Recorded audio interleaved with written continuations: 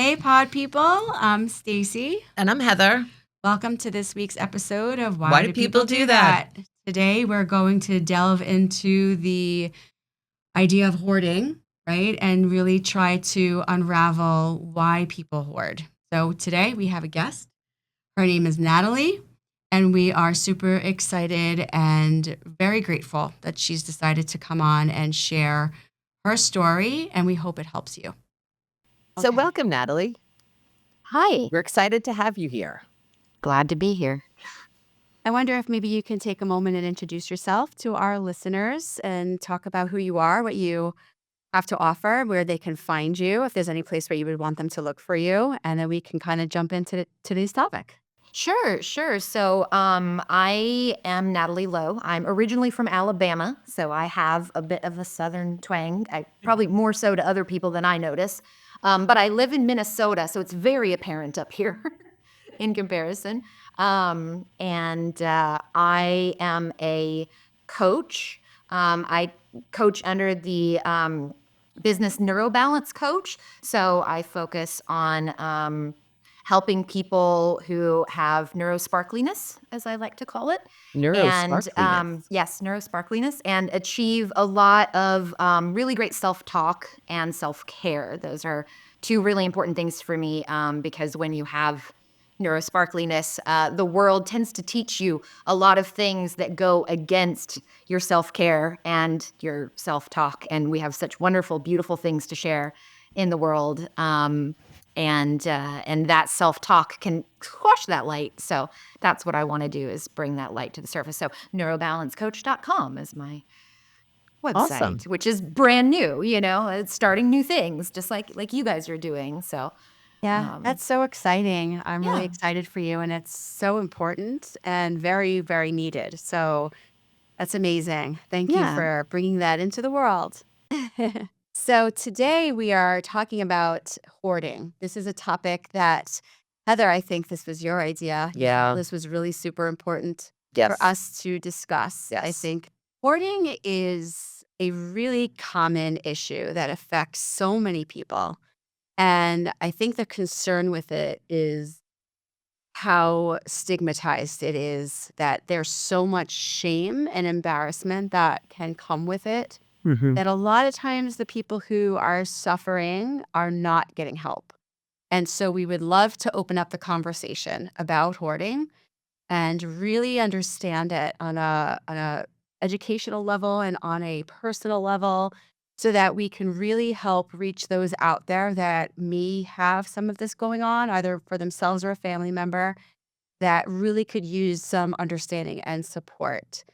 Um, and so, Natalie, we are so honored to have you here, that you volunteered to join us in our conversation, so that you can share with us your own personal experience with hoarding. I think yourself and a family member as well, and the conversation that we can have with you, which is going to be just authentically you, right, is something that I think can be so helpful to the people listening.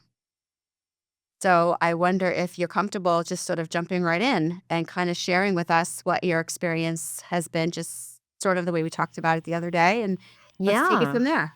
Sounds Yeah. good. So my mom grew up in Germany, and she's 92 now. So I was adopted Wow. later in life. Mhm. And she grew up in the heaviest bomb city of World War II, and was between the ages of 7 and I think 12 or 13 when it ended. And she was the eldest of three children in the family. So she was the first child, the firstborn. And there was a lot of reality and a lot of, lessons that she had to learn, a lot of stories that she told about, you can't bring luggage to the bomb shelters because you have to make room for people, but you might not have a home to go back to when you leave the bomb shelter. So they would put on several shirts and several underwear and several pair of pants so that maybe they had a change of clothes Wow. when they left there. And she also told a lot of stories about rationing, and how rationing was actually pretty awesome during the war because everybody had food. When the war ended, when she was, 12, 13 years old, your prime, like snacking years, right? Like, there was a shortage of things because people with money would buy up the prominent resources, and you just might not find sugar or you might not find flour. There was a lot of not having. And I think that created a need to make the most out of everything that she owned, possessed, put her hands on, or was free. And I think as I've been thinking about this and coming on here, I've been thinking about the things that make it manageable and the things that make it worse. And, because I think when I volunteered, I said I would be more of a hoarder if it wasn't for my husband, like my husband and my children. And my mom no longer has kids at home. My dad passed away. She's alone. She's lived in the same house since 1972. Wow. I want to say. So she still lives in the same house I got brought home from the hospital to. So there hasn't been a need to pack up, to call, to anything really in her life. And I think of her children, I'm probably the most influenced by it for whatever reason. My siblings don't have it as much, and they have a lot of, I think they have a lot of difficulty going into my mom's house now. And it stresses them out to be there. And they both approach it in different ways. And I probably have maybe the gentlest way of approaching it with my mom because I relate maybe more. I think some of the things that can exacerbate it are like not moving, not having kids or loved ones around that are in those spaces, or asking like, where does this go? And things like that. So, I think that those are things that can kind of get out of hand. I would say mine is specified. I have areas of my life that I have caught this, I think, from my mom. And clothing is one of them. I used to be a costume design major back in college, right? Back in college. But that influenced me enough that everything could be a costume. Yeah, maybe it's not my style right now. Maybe it doesn't fit me right now, but dress up clothes for my kids. Or I could sew that into something else. Or, somebody's going to have a white trash Christmas party sometime soon, so I'm going to need that sweater. This is how my brain works with that particular category. So I find it very, very difficult to let go of clothing in particular. So that's one of my areas. Craft supplies is another area. She's my person.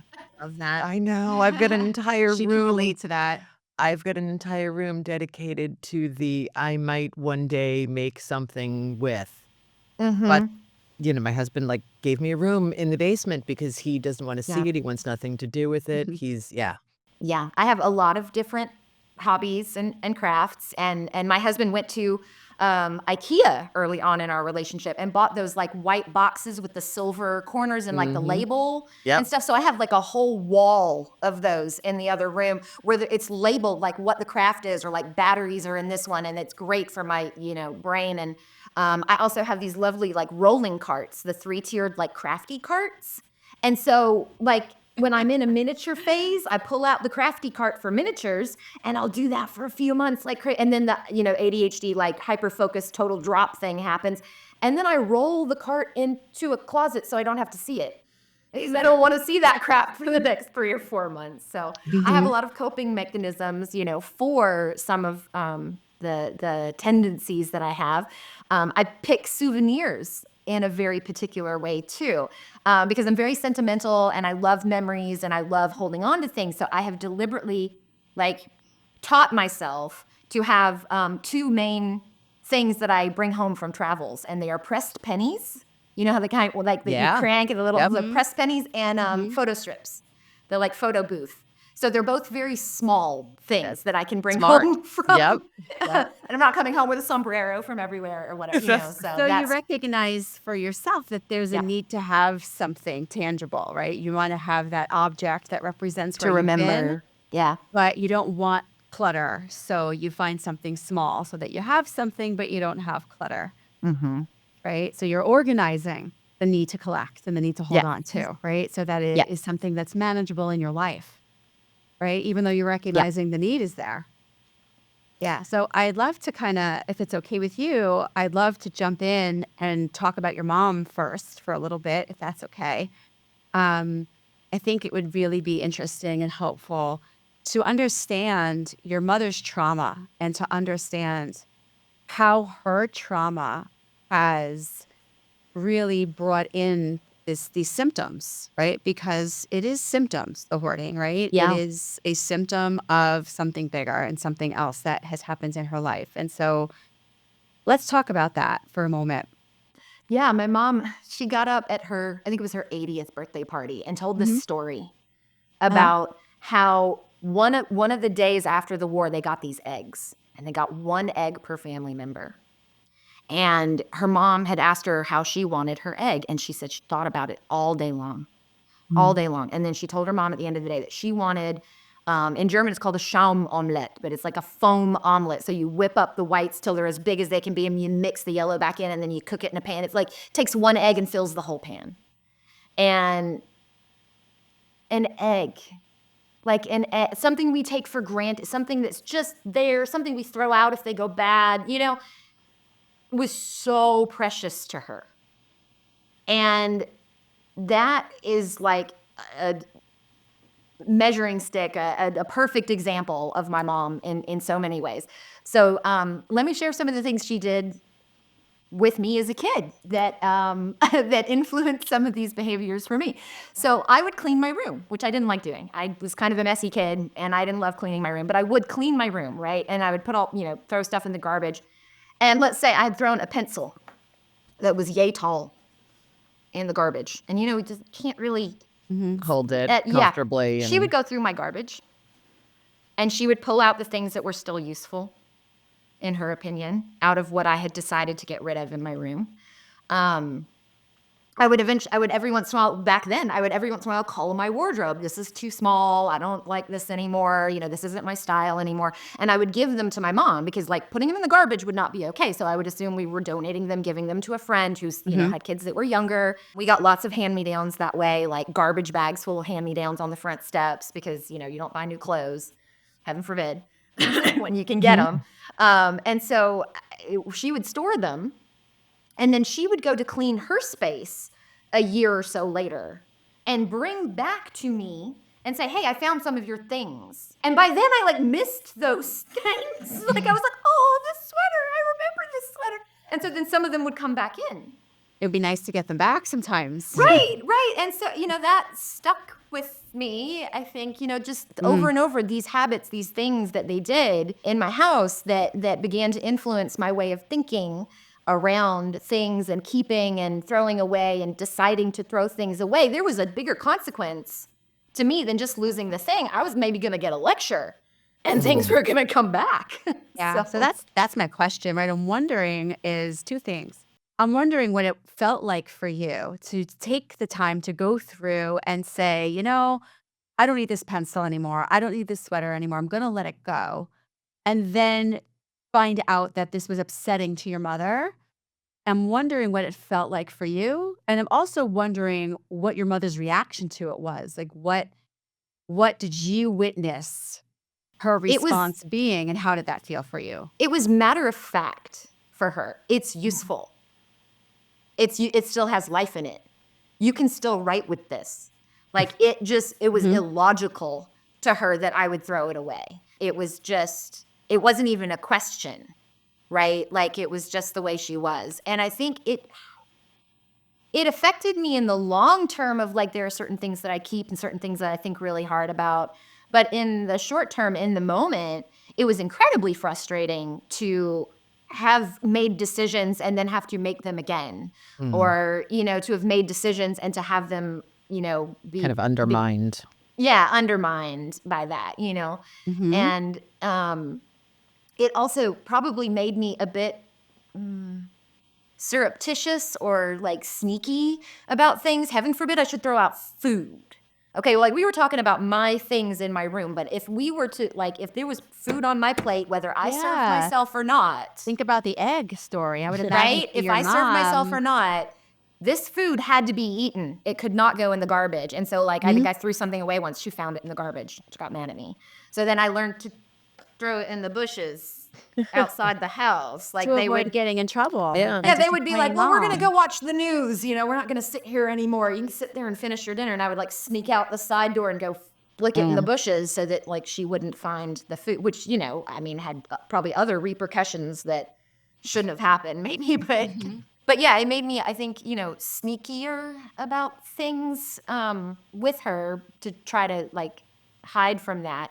Ironically, I got married in my 20s to my first husband, and my dad comes up to me at the wedding is like, I have one piece of advice for you. I was like, okay, I'm all ears, right? Like piece of advice on your wedding day.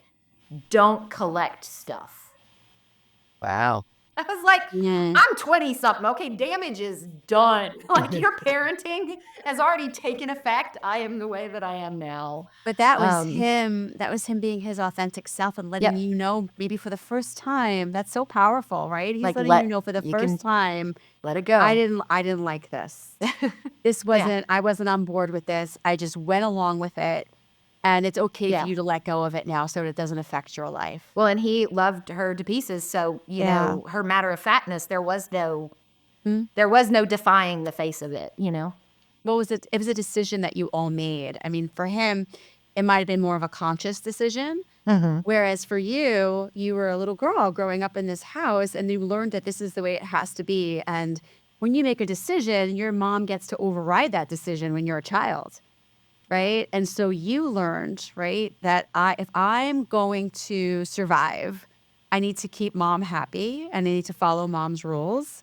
And I can try to make these choices, but at the end of the day, it's going to be her choice. It's going to be her decision. Right. And I'm sure that there's probably a lot of fight or flight that is tied into, right, what you're keeping and what you're getting rid of that is nearly impossible to just get rid of. Just let's let it go because I'm married now. I'm going into my own house. So I'm just going to stop doing this. Right. If only it were that simple. Right. There's so much psychologically that's now tied into it. There's your body having a response to having to make decisions about things. Right. Having to decide whether or not something is important. Right. You were not given the autonomy to learn how to make those decisions for yourself. You had to guess, well, what is my mom going to think about this? It can't just be what I think. It's got to be, what do I think she's going to think? Right? Which makes it very difficult to go into your own adult life and say, this is what I think, because it wasn't safe for you to know what you think. Yeah. Right? You had to think in terms of what she thought. Right? So let's talk about mom for a minute. Right? Let's talk about what happened to mom. So I know you said this before, but just repeat it again because I don't want to screw it up. How old was your mother when all the bombing was going on and she was having to layer herself with all this clothing and to go into a bomb shelter to be able to have a change of underwear and a different shirt to wear? 7 to 12 or 13. She was 7 when World War II began and around 12 or 13 when it ended. Yeah. So let's just pause for a minute and let's really just honor that stage of development. And let's really think about this little girl, right? This innocent child who is learning at this stage of development about life, about safety, about trust, about trusting in other, about trusting in her caretakers and society. And at 7 years old, I mean, she's just starting to get into a stage of development where she has a sense of other and understands that the world doesn't revolve around her, right? She's in this place where she's starting to learn about cause and effect. She's starting to learn about what others think and what others feel. And here she is in these situations where, you know, she has to share space with others and she can't bring the things that are important to her and that she needs because there needs to be room for other people. And a little girl between the ages of 7 and 12 has needs, you know, toys. I mean, think about yourself at 7. Think about if you have children, your children at 7. Think about the things that are important to them. I couldn't even imagine. Could you imagine? No. having to bring your kid at 7 years old somewhere. I mean, I used to tote a giant bag of their stuff, the snacks that Mhm. they eat and the toys that they like to play with. These objects are so essential to their growth and development and their sense of self. Like, you develop a sense of self and an identity based off of, the things that carry with you, the things that you interact with, the things that represent who you are. She's robbed of that, but she's also being taught the world is not safe. You are not safe. How does a child between the ages of 7 to 12, internalize that there's bombings going on around them, that there's people dying, that they have to leave everything they have, and that they're lucky to get an egg. And that if they do get an egg, they have to decide, they have to make this very important decision about how they're going to cook the egg and how they're going to eat the egg, because that's their egg. That's the They're only one egg egg. that they're gonna get. They don't know when they're Mhm. getting another egg, and who else gets an egg, and do they have to share the egg with everybody? There's so much trauma in that, and the trauma is, the fear, the unknown, the uncertainty, the worry about what comes next, not having any control over anything at Mm-mm. all, and being surrounded by adults and parents and caregivers who also have no control. Well, I'm just thinking that too, like, the whole collective trauma of that, because it's not just Mhm. her in a vacuum. That's Mm-mm. everyone. That's Yep. the entire town. That's miles, all over the place. Everyone is living like that with just, the items you can carry with you. And I think it does make you kind of place different value on items and the importance of stuff. And the idea of Yeah. not having it, not having a home to return to, not having any of that stuff and what becomes important. I wonder if there is even some shame attached to the want for stuff.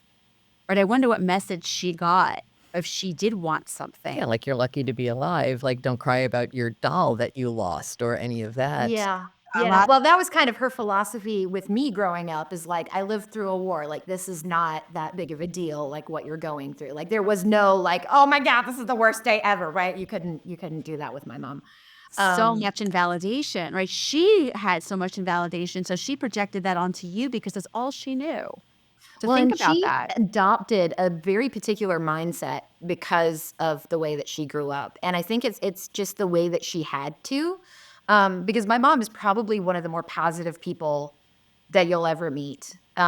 She decided, I think that, I'm gonna remember the good and forget about the bad in a way. Like, that has been her philosophy. When I've experienced something that had goods and bads in it, she would say, "Well, can you just forget about the bad and remember the good?" Which as a child felt very invalidating, but as an adult, I understand how much her brain had to create that space in Separate. order Yep. to survive what she went through. She always looks on the bright side. Like, a bomb landed next to their house one of the times they were in the shelter, but it was a dud and it didn't go off, but it did Mm, knock the face of the building off. Like, you could see into it like a dollhouse. So she wow. was super grateful they still had all their stuff. Terrifying. I mean, Then they had to move out to the country.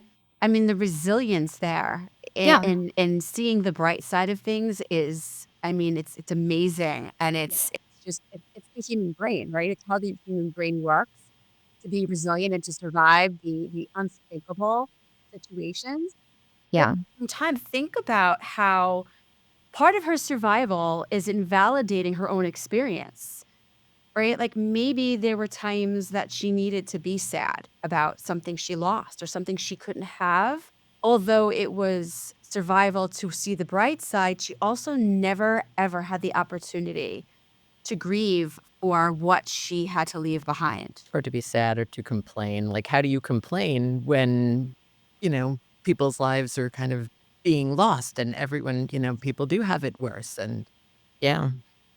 Yeah, Yeah. she told me a story once about her father had fought in the war and gotten captured by the other side, so he was a prisoner of war for a while, Wow. and when he got home, when he they didn't know he was coming home. When he got home, She was playing with her doll and saw him and was so excited to see him again. She threw her doll. It was a clay head doll. She only had one.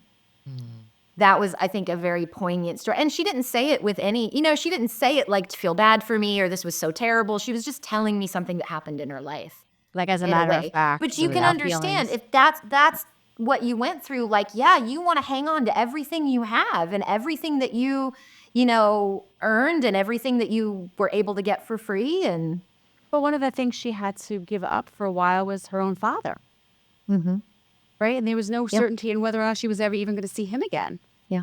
So think about that. It's just like what she learned at a very young, crucial, fragile age and Not stage being of able to development. trust and That you could lose everything At even any your moment, parents, yeah. at any moment. There's no control. Even your parents have no control. No one has any control. that's terrifying. It is terrifying.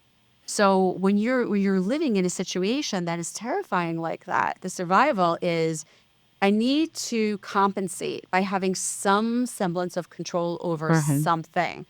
So leaning into control over stuff is a very common coping mechanism. So if we look into her life and you look at the stuff that she needed to hold on to, what stands out for you? What do you think about, in terms of the stuff that she wanted to hold on to that really sort of resonates into where this came from, the things that we're talking about? I think, well, I mean, when I think of my mom and the stuff she hangs on to, like one of the things that's eating up her house is mail. She is a big donator. She's got a big heart. So she, sends out a lot of checks to a lot of foundations and things that ask for money, which make more things ask for money. And I don't know if you know this, but when you start giving money, they give you calendars and they Oh, give you yes. cards and they And give you T-shirts stickers and they just keep Yep. sending stuff. So she has like Wow. 36 calendars and she can't get rid of them. She won't get rid of them. And it's always like, well, I'm saving this for, like, my daughter's 9. And she's like, well, Aria likes the stickers. Like, we'll I'll save them for her. But then she's got them in piles here and there. And they're not like in, And so each one of us kids, I think, has come in at one point and been like, well, here's a bucket that has my name on it, or here's a bucket that has my brother's name on, whatever. Like, put our stuff in these areas and then, you can save them for us and then come get, we'll come get them when we come visit. Yeah. That's so beautiful. But at the same time, think about what it would feel like for her to take those stickers and just throw them out. But say, no one's using the stickers. I don't need this many stickers. Yeah. Based on what she's been through, what that would feel like, because she sees a value in that sticker that none of us could ever see, Yeah, right?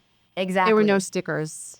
Well, and each of us, the 3 daughters, have gone to my mom's house at different times when we visit, when we stay, when we whatever, and tried to help her by her request. Okay, so not like coming in and being like, hey, this is a problem, like we need to fix it. But she'll be like, kind of feeling overwhelmed in the kitchen. And Great. Let's do it. yeah, and we all 3 have different approaches and we all 3 kind of get a different amount of stuff done. And like one of my siblings threw away some stuff when my mom hadn't agreed. Oh. And she hasn't been trusted since then to touch or do anything. And even if she's been over now, there are accusations sometimes of like, I can't find this now. Did you get Did rid you of throw it? it out? So, and then that same, my eldest sibling gets very frustrated with like, well, we're going to be the ones that's going to have to clean this up. And I'm like, stop putting that on her. That's not You're the helping protector. anything. Yeah. I'm very, but it takes a lot. It takes a lot for me. Like if I go to clean out a closet, I'll get halfway through and then I'm exhausted. But then everything's out of the closet, like and with my mom, like she'll get really exhausted after making a certain number of decisions. And so you can only get so much done and then she's tired, and she's 92. Well, so I was like, going to say more she's tired 92, and there's all the emotion attached to that, and the idea of giving something up, and all of the stuff that goes into her attachment to those items. I'm sure it's exhausting. You can only tolerate a little bit at a time. Well, I'm honestly worried about what happens to me when we do have to go through her stuff because I'm probably more attached to it than my siblings are. So I have a feeling a lot of that's going to migrate home with me at that point, because there's things from my childhood and there's things of value and there's, who knows? You have to go through a lot of stuff It's to make those funny that you're decisions. bringing that up. I was telling Stacy that, and kind of doing some reading on hoarding and organizing because, it's the new year and everyone wants to, get rid of the clutter and get organized. I came across this book called Swedish Death Cleaning. Yeah, I've heard of And that. yep, and it's really the idea that when people get old in Sweden, that they kind of really go through their stuff and pare it all down, almost like in keeping only the really meaningful, important items kind of as a gift to their children. Here are Yeah. the things that are most important to me. I'm gonna unburden you from having to make those decisions and go through all of that stuff or the guilt of throwing that stuff out. So you can just, deal with your grief and you don't have to deal with the stuff and all of the attachments and the things that go along with the stuff. There's so much emotion that's attached to stuff, especially when there's a loss, and this ties into, why hoarding is an issue, in general. The reality is a lot of the behavior of hoarding comes into play because we are trying to protect ourselves from feelings that are uncomfortable. It's so hard to sit with and tolerate distress.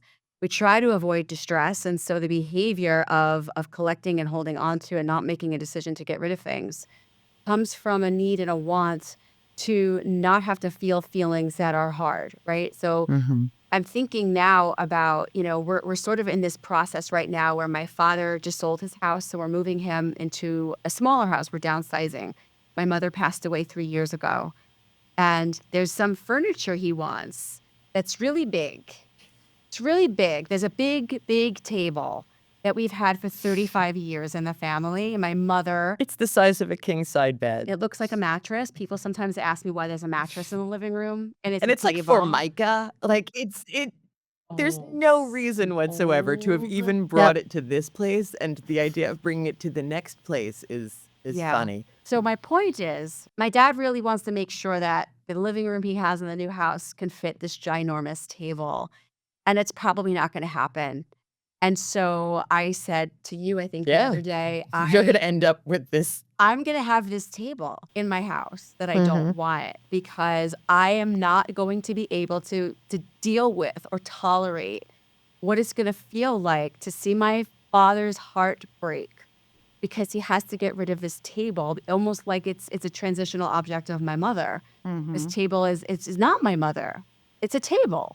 Well, But in it moments like feels that, if you do lose the thing, it reinforces the behavior in a way. Like there was a time when I moved and there were a few things like I just finally couldn't fit in my car, right? I had sent a pod ahead with furniture and stuff. And so whatever fit in my car was what was coming with me. And I made a few decisions to get rid of a few things. And I would say some of that has haunted me. There's like I wish I still had that. And that doesn't help me at all with the new Making stuff and decisions to throw deciding to stuff get rid out. of Yep. things. that's the other thing that people want to avoid, regret, right? It's Yeah. all these feelings that people want to avoid. So I won't make the decision, or I'll make the decision to just keep and hold on to it. So I don't have to have these feelings that are difficult, especially if you're coming from a place of trauma, right? If you have survived a trauma, regardless of whether it's a big trauma or a small trauma, feelings become big. Feelings are hard. Yeah. And there's this want to avoid big feelings and feelings that are going to convince you that you're going to crumble. And so there's a big reason why we hold on to things. And so for you, what you've talked about, which is really a beautiful thing, is that you've taken on a lot of your mom's hoarding behaviors because it's what kept her happy. It's what kept her harm. It's what stepped out of the retriggering of the trauma for her. You didn't want to see your mom's trauma response. And so you're talking about that one day she'll no longer be here and that you'll still feel a need to honor that for her because it's so ingrained in you at this point that it will become too painful for you to be able to let go of these things on her behalf, even though she's no longer here to feel the pain, right? It's hard. It's deep. Yeah, that's why we're here. Well, I think the thing that's helped me the most in my own journey with all of this is the thought work that I started doing a couple years ago. and working on my self-talk. Like, I started reading up on things and working on self-talk, and that, like, if I'm not berating myself for having a mess or for having things, I have a lot more energy to actually deal with them and to actually make decisions about them from a more authentic place than I've been yelling at myself in my head, like what a mess I am and how lazy I am and all that kind of stuff. Eradicating a lot of that with the work I've done has helped immensely with just being able to make decisions, and then leaning into things when they happen. I started doing a free sale once a year. Have you ever heard of a free sale? No, tell me what a free So it's sale like is. a yard sale, but you don't charge anything. Oh, that's nice. Which is nice because I think part of the stress of a yard sale is all that money stuff and like making decisions and things. So there's this jazz festival that happens directly behind my house once a year. So there's just people everywhere for one whole day. I cannot control it. I don't like it. And 2 years ago, I was like doing all this thought work and just like, how do I change this into something that I like? I was like, I got some stuff I want to get rid of, like buy nothing stuff, things you would put up and stuff like that. And kids want to get rid of some toys and some clothes and stuff like that. And so we ended up having a free sale. And so I could sit here at my desk, look out my front window at the people just picking stuff up out of my lawn, just taking it away. And it was great. And so I have an outlet for myself that is the size of a yard sale, and I get rid of stuff, and it's awesome. My daughter sold lemonade this last time, and people bought, highly overpriced lemonade. Because you're walking away with a lamp for free. And then That's walking away great. with things. And so that's been a really great, I think, exercise for me to combat some of those ingrained habits and learning to corral them like I do with my travel stuff and things like that. Have been coping mechanisms to still be me the way that I grew up and the way that I am now with all my, trauma buds and branches and everything that happened in my life that created me the way that I am, that I don't feel like I need to have a perfectly neat house, but I have these mechanisms that keep me from going too far into a space that I don't want to go into. So. Yeah, so it's great. It sounds like you have really done a lot of work to delve in and get insight into yourself so that you can find ways to accept who you are and live with it in healthy ways. So I wonder if we were to kind of talk to our viewers and our listeners and help them, the people out there that maybe are not in the healthiest place or have not, found the insight and the little tips for themselves the way that you have.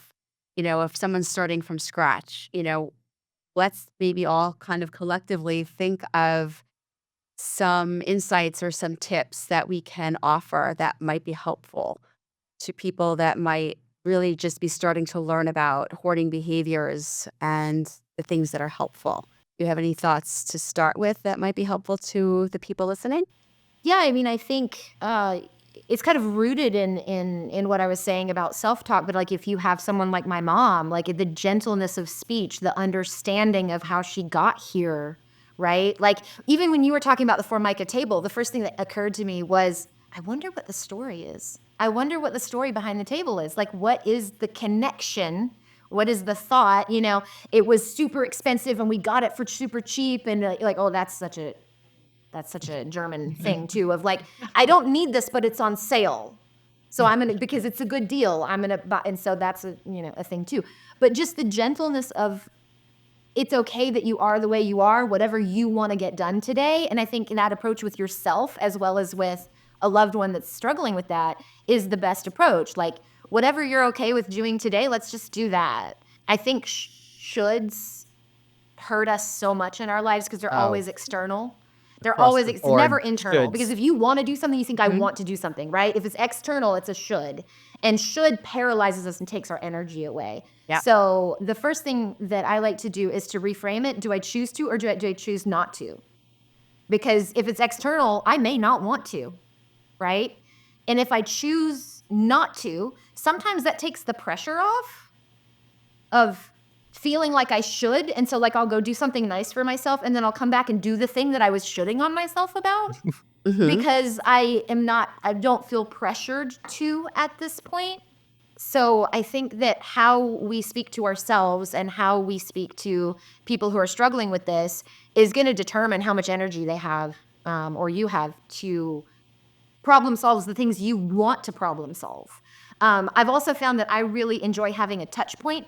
So if I can get my dining room table clean, I can radiate cleanliness out from that point. So sometimes I'll go to my family and just be like, look, can we just all get the stuff off the dining room table collectively?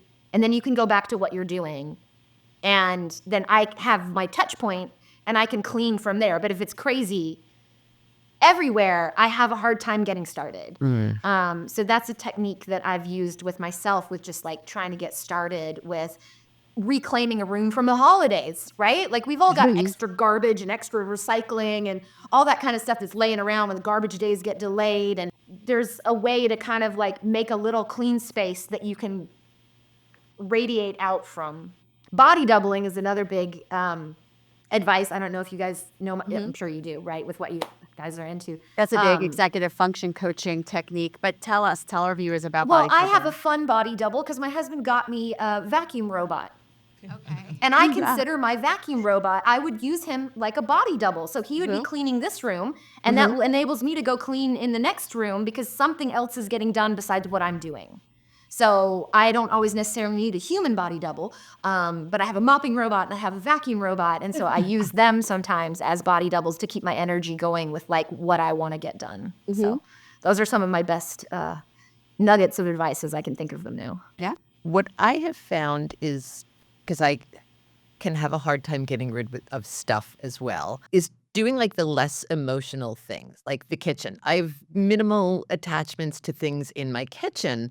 I can go through that. I can, get rid of the 3 extra pancake flippers because I don't have, versus like I try to do my room and I've got 2 boxes of cards and letters from, friends and boyfriends for 40 years. And things that people, important things people have bought me or whatever, like all of that stuff, I've got much more of an emotional attachment to.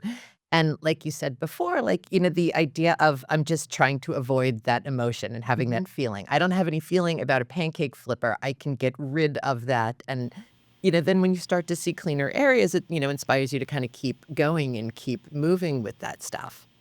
Well, I think a question that I would have for you is where does the pancake flipper go when you get rid of it? Because that is a whole other thing. That's a Because good point. I think that like the way that my mom is, you can't throw it away. No, That is not possible, right? It's a You have conversation. Yep. Stacy and I had recently. figure out. She had a cleaning woman who, would take bags of clothes and send them back to her country. And it made it so easy for me to get rid of clothing, knowing that Tanchi was going to take them and give them to, Tanchi's family or wherever. So it was like, In El Salvador. okay, Tanchi no longer works for her. So it's a big problem. But, you'd mentioned the cycle, the free sale. Like Yeah. there's, we've got a local, couple of local like free cycle groups, and that helps me a lot. Like I had to get my mother a lower bed so she doesn't fall down. So I have this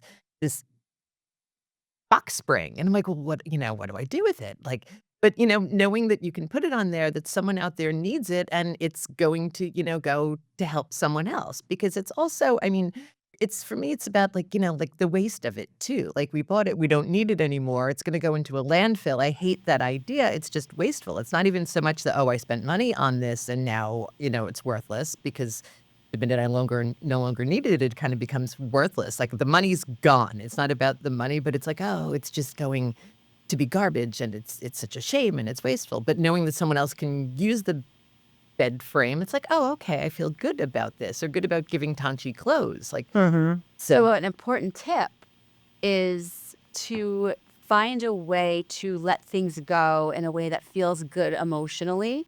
But I think also it's important to understand the narrative that you have in your head, right? Like you're talking about this self-talk about waste and what waste means, and how when something is wasteful, it feels bad. So I think part of what can be helpful is to really try to be aware of the things you're saying to yourself in your own head that might be getting in the way, right? There's what we call blocking beliefs. So if you have a blocking belief around, getting rid of something, you have to kind of take a look at that belief and ask yourself, where is that coming from? How realistic is that? And is that helpful to me? And what can I do with that? Sometimes we do have to kind of take our thoughts and learn how to shift our thoughts a little bit. But, I think it is definitely super helpful to acknowledge and honor your own feelings and validate, it feels bad. It feels wrong to just throw this away, but I can feel good about it if I'm giving it to somebody else that's going to use it. Right? I Yeah. think And that's that super that helpful. functions pretty well when you're dealing with a handful of things. The more things that you then have to make, you have to make the decision, do I keep it? Do I get rid of it? If I get rid of it, how do I get rid of it? When do I get rid of it? Where do I store it until I get rid of it? Like there's so just for one thing. Yeah. That's Yeah. so many decisions, and you multiply that times just An entire house full of a stuff or stack of things like this. Like how do the weight of that? Like I just keep thinking it's heavy. Like when you have all of that and there's a judgment at each step, it's so heavy. So it's no wonder it feels like you're Yeah. wading through quicksand in your own house, trying to make all these Yeah. decisions. it becomes paralyzing and it Yeah. stops you from Yeah. even being able to make that first decision. It's the Yeah. stuff, it's breaking it down into steps, it's being able to start a daunting task, but it's all the emotion and all the belief system that's tied into, and the stress response and the trauma response that's tied into the stuff and the getting rid of stuff. I had a patient years ago, this was a very, very long time ago. Um, story's partially funny. The two of us had a good laugh together. He thought it was funny too. We tried to use an exposure therapy technique around his hoarding. And so part of his hoarding behavior was he would go into dumpsters and try to find the good find, the good No. catch, That's like the gambling, man. oh, You get a good one and you that dopamine release. It was like pulling the lever on a slot machine for Yep. sure. It was like, oh my Yep. gosh. I went into the dumpster and But you didn't even have to put a coin in because it's free. yes, I found, and he would bring me in and show me the things he would find. I found this amazing candle holder. And I would say to him, wow, do you use candles? And he Nope. would say, no. And I would say, well, what are you going to do with the candle holder? Well, I'm going to keep it because it's valuable. And so what Yeah. we learned in our therapy together was that what this was for him was it added value to him. And a lot of his problem was, or the issue, I don't like the word problem, the issue was at the core, he had a very low self-esteem because he grew up in an abusive home where he was emotionally and verbally abused and picked on and bullied and didn't have friends growing up. And he did not think very highly of himself at all. So a lot of the stuff that he collected was to boost his own value. So even if something was completely meaningless to him, the find was made him feel so good about himself. And was Momentarily. so rewarding Momentarily. momentarily. But it was overwhelming because he couldn't even sit on the couch in his own house. There was no place to sit.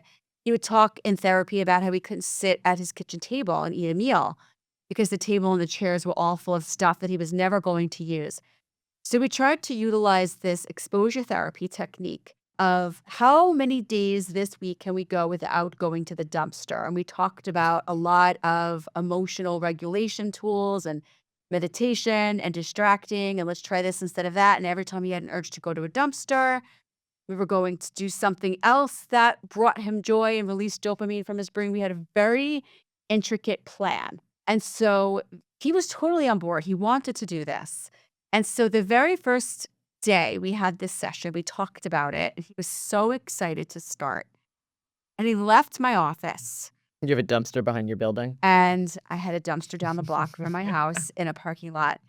Anyway, he left my house and he was so excited. He was going to see how many days he could go without going to a dumpster.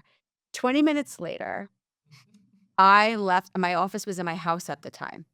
I left my house, got in my car to go pick my son up from school, and I drove down the block. I did. I saw him out of the dumpster, and I pulled up and I rolled my window down and I waited.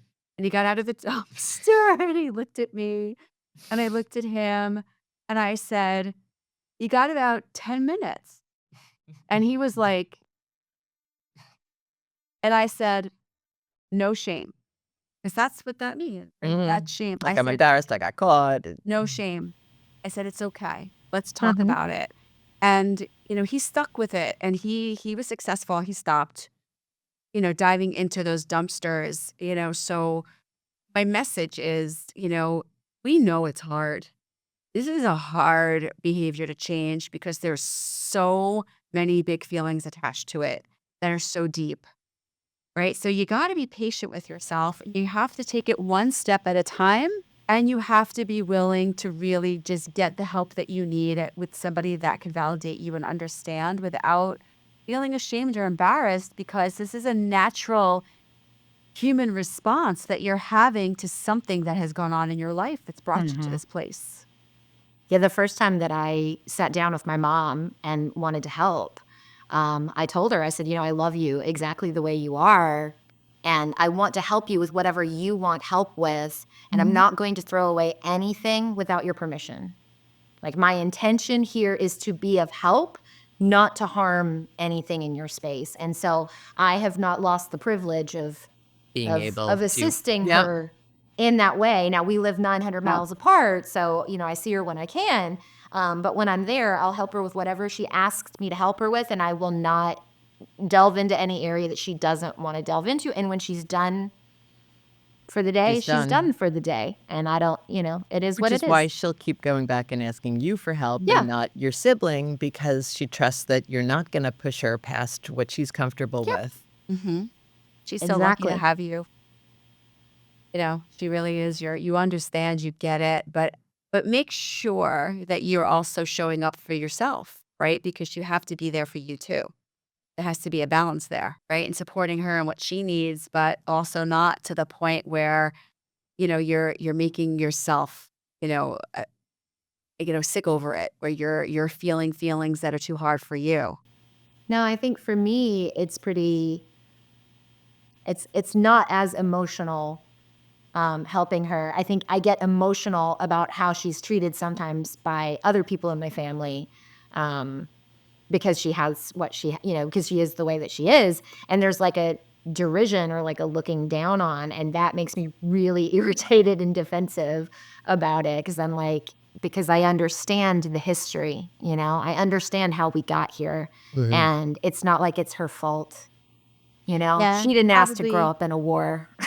Gosh, no, nobody ever would ask to be in that predicament, but Yeah. to honor the other family members, it's probably just so hard for them too, right? I think if you are dealing with a family member who's a hoarder and it is affecting your life, I think that, you don't want to be mean to that person, of course. You want to be understanding and validating, and that's a beautiful thing. But I think it's also okay if you are frustrated, because it can affect your life. I've heard stories about kids who are embarrassed to invite friends over because of what their house looks like, and they do feel angry and they do feel resentful, and I think there's a right and a wrong way to handle that and to deal with that, but I do also understand that experience, right? So your other family members maybe are lashing out in a way that isn't gonna be helpful at all, and maybe, you feel like you wanna be the one to step up and protect mom, which is amazing, but they might, also have, valid reasons to be frustrated too. Yeah, or they're in their stage of grief about the situation as Yeah. as it stands as well. Yeah. All the feelings are real and should be honored, but sometimes they're in conflict with each other, right? The way that you're handling it and the way they're handling it are very different. And sometimes what helps is to just understand each other, understand where each other are coming from and what your feelings and what their feelings are, so that you realize maybe it's not coming from a bad place, but maybe more of a place of they're dealing with feelings that are too big for themselves even to be able to wrap their brains around and understand, because it is also triggering for them. Not that Yeah. I mean to invalidate you. No, no, You know I what I mean, we mean. each have our different experiences, and Yeah, I yeah. mean, you do kind of need to sometimes step into somebody else's thought of like how they see a situation differently than how you see a situation. And definitely my siblings have much tidier and more minimal homes than mine Mhm. as well, which I think is a reaction To how the they grew up and environment. yep, Yeah.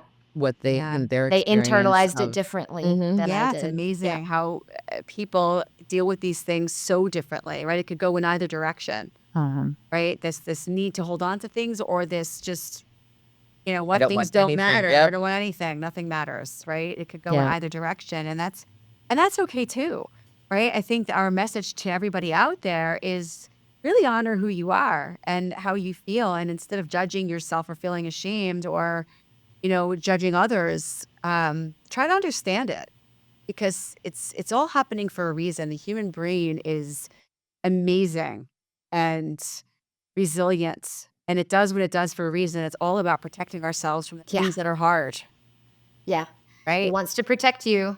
And I always say that fear exists for a reason, right? You don't want to walk into traffic. You don't want to walk off the edge of a building. But if we listen to it all the time, we would never leave our house. You have to So know there's when it's that. real and when is it, FEAR, false evidence appearing real, right? When is it something that's coming from memory and when is it a stress response? And when is it something that's really right in front of us that we have to respond to? And knowing the difference can be very difficult. And that's why sometimes it's really, really important to get the help that you need and to learn and educate yourself, right? To figure it out because it can all be so hard.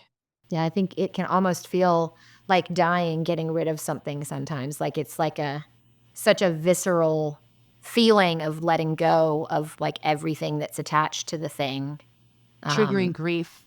yeah, that loss, Yeah. that feeling, that regret, your brain classifies that as painful as the idea of dying. And so it wants to avoid that, like it wants to avoid, being eaten by a tiger.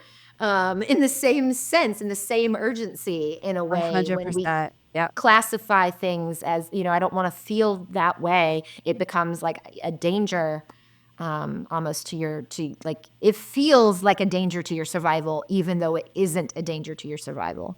Oh yeah, it's the memory is going to trigger the fight or flight response and you're going to be in that present moment feeling like you're in danger because of what you've already experienced. Yeah.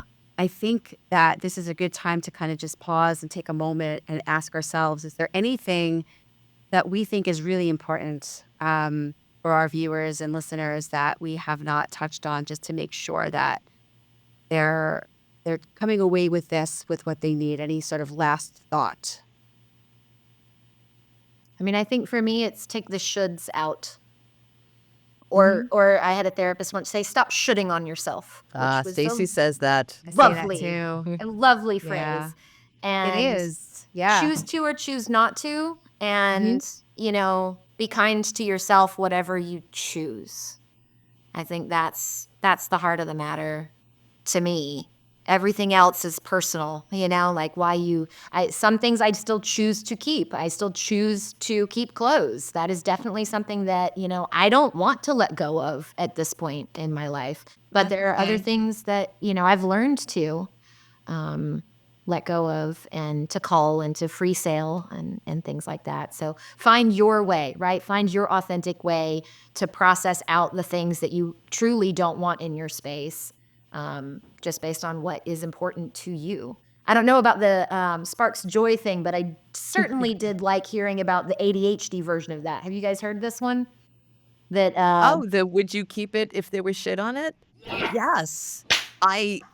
It's funny, my husband and I have been joking about that. Like, picking up an item and deciding, is it worth keeping? Like, if there was shit on this, would I keep it or would I throw it away? And like being able to like really kind of process stuff. Like, I don't like this enough that I'm gonna be cleaning shit off of it. It goes. So I it did does. like that one. That made me feel different than Sparks Joy because Sparks Joy is that's such a beautiful thing. I don't have Yeah. that for everything in my house, and I don't think that I want to have everything in my house feel that level. But would I clean it? I don't know.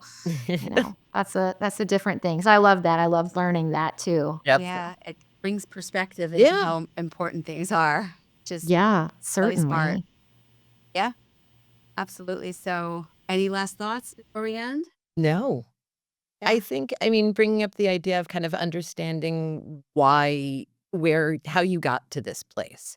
And, being able to kind of like hear part of your mom's story and knowing where that came from, it kind of evokes like a different feeling. It's like, oh, I kind of get that and can understand, rather than kind of being judgy and trying to be harsh and making her get rid of all of that stuff, like Mhm. understanding where that came from. Mhm. And, you were talking before about, like, the idea of asking for help, and it is, it's a mental health disorder. There's gotta be, not feeling shame about asking for help. Mhm. 100%. Natalie, you're amazing. I think that your mom is so lucky to have you, and we are so grateful that you took the time to come here and be your authentic self and share your personal story and your mom's story with us in a way that can be really, really helpful to us and to the people listening that may really have needed to hear your story because it brings to light, something that maybe they're struggling with at home. Um, so I think with that, thank you again for being here. Thank you for being here. This was Yeah, thanks for great. having me. Yeah, thank you so much. And thank you, pod people, for being here and listening. Remember to subscribe so that you can be aware of new episodes when they come on. And we appreciate your time and joining us. And we'll see you next time.